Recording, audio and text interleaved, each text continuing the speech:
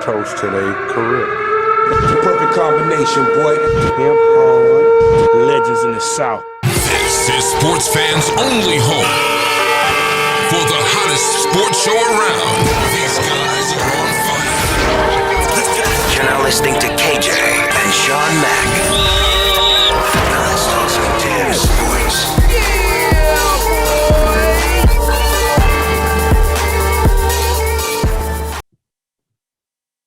What's the deal, baby? This is Sports Fans Only with your host, KJ, and my host, Shawn Mack, over there. What's the deal, baby? Not much. Let's get it kicking off. Let's go. All right. Now, Kay, we're here. First of all, I'd like to say, if you like what you hear, when we're done, hit the subscribe button, hit the like button, hit the subscribe, join, do everything that you can do. Smash that button, crane kick it. All right. Yes, now, we're here today to discuss Tom Brady and him being the GOAT. First of all, I want to let you know, Kay, while you're watching me, you're looking at me.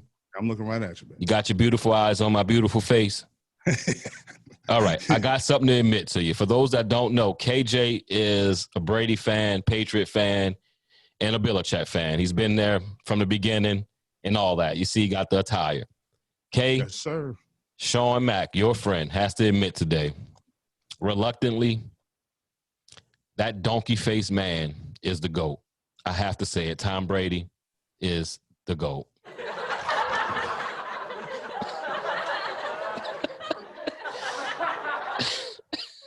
Say it again. I need one more time. Oh, I give you one more. Tom Brady, donkey face, is the GOAT. I can't lie. I can't lie no more.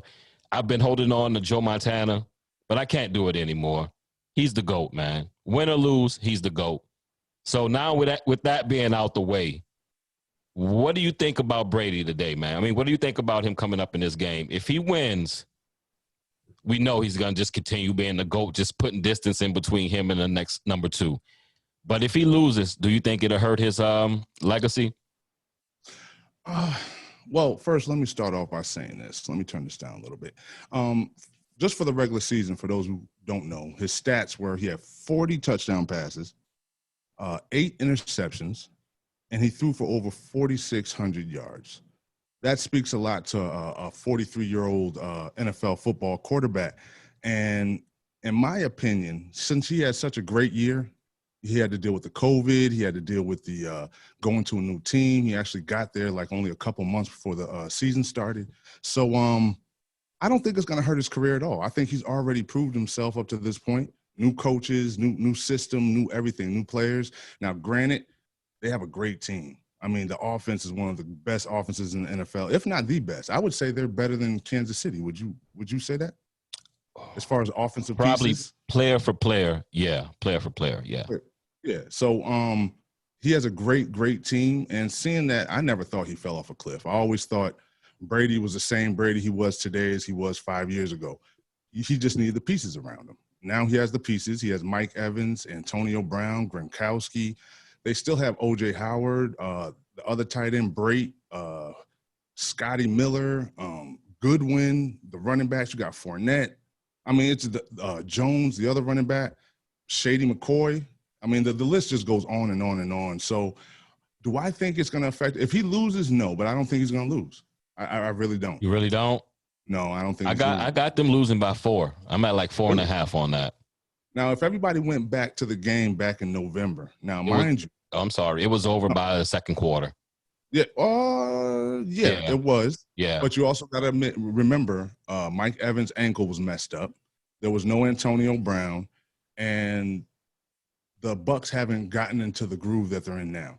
Agree. And also, they haven't lost a game since then. That was the last game they lost. So I think they have the momentum, and they believe they have Brady. Having Brady on your team means something. Yeah. You know, a lot of people like to say Belichick was the orchestrator of all those Super Bowls. For the most part, being at the first couple of Super Bowls, Tom Brady wasn't throwing the ball around. He was more of a game manager, right?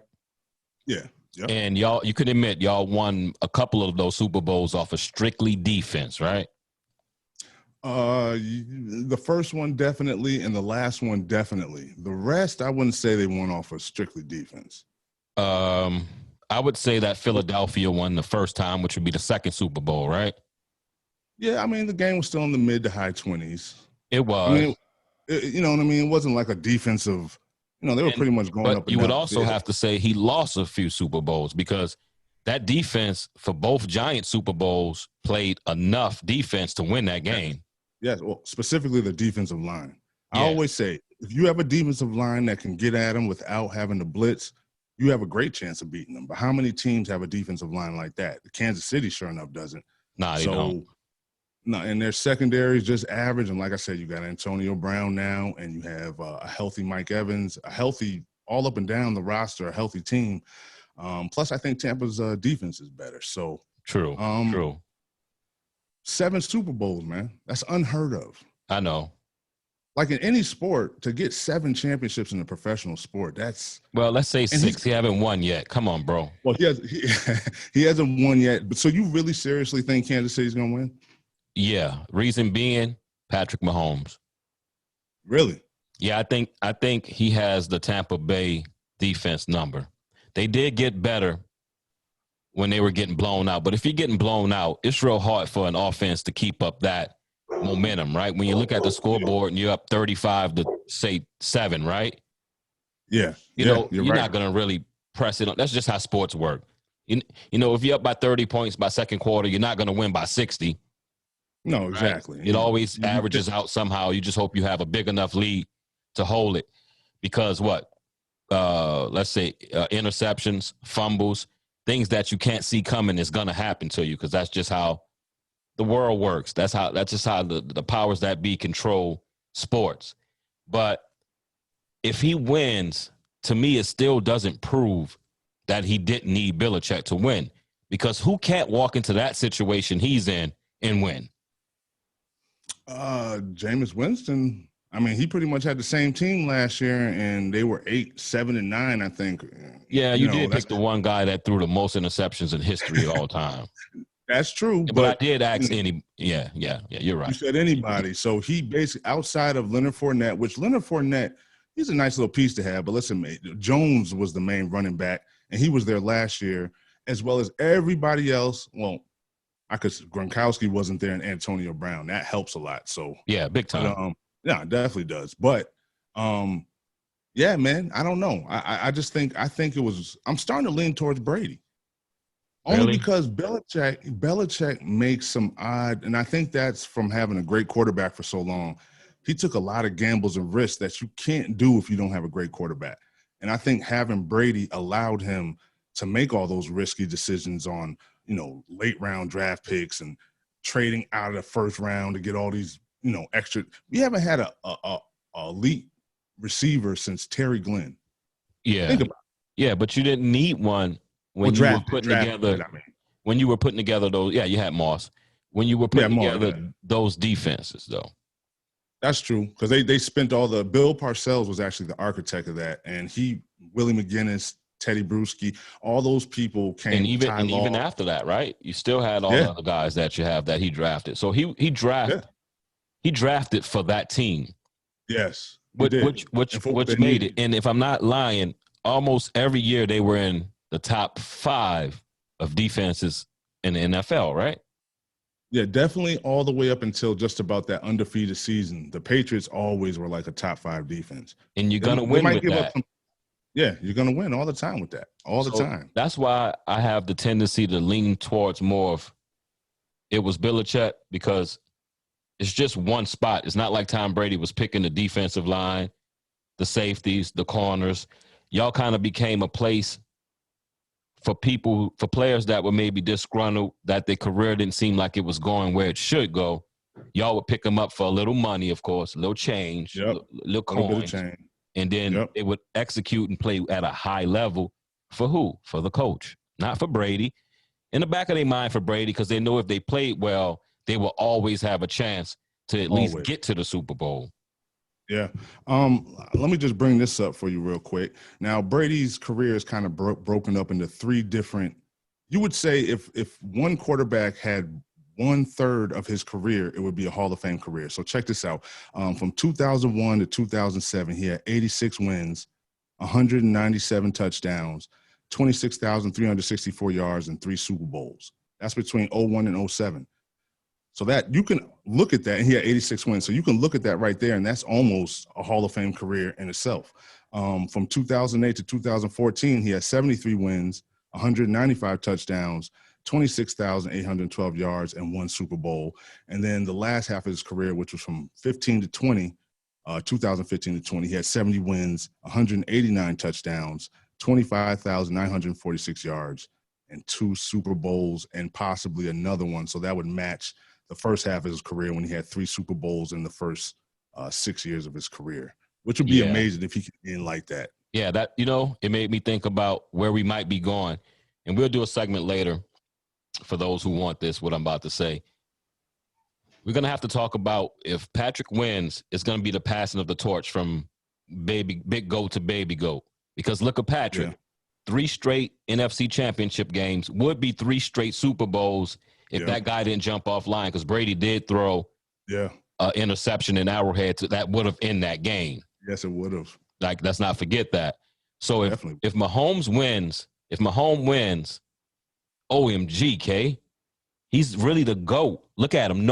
I forget how many touchdown passes, but it's 10 plus touchdown passes, no interceptions in the championship games. If he go to this if he win this Super Bowl and throw no picks, that'll be no picks with the amount of Super Bowls touchdowns that he would throw.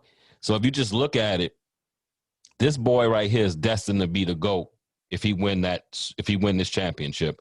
Now, I don't think Brady will retire, but I do think they wouldn't be able to get back next year because the AFC, breaking news. Did you hear? I'm just going to mention it. Deshaun Watson asked to leave.